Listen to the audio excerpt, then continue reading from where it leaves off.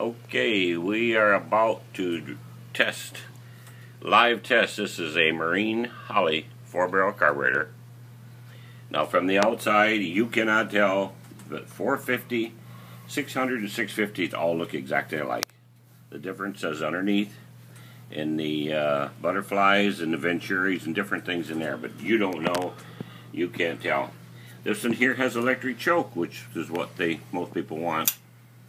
When it gets 45 degrees or colder, you loosen up those 3 screws, turn that plastic, and it'll turn that lever, and that'll put that choke against that barrel.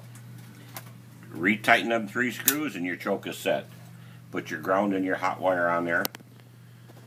If you're not smart enough to figure out that, go get a mechanic. You probably shouldn't be messing with it anyway.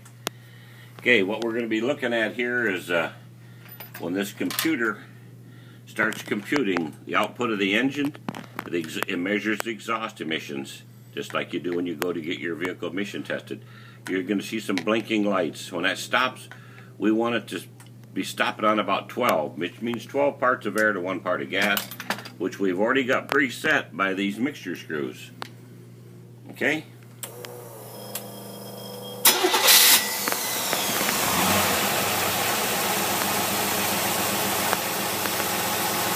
See the little blinking light right there,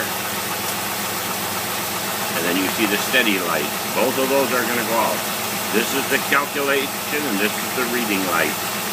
When those goes out, I can already tell you, there it is, it's a perfect setting. Look at that. Now when we accelerate this engine, the mixture's going to start to change.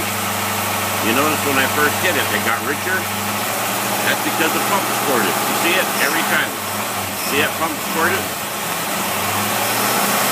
Now this has got a vacuum secondary. We're going to be checking it. You probably can't see it, but we're looking to see if this vacuum is pulling that open, which it did.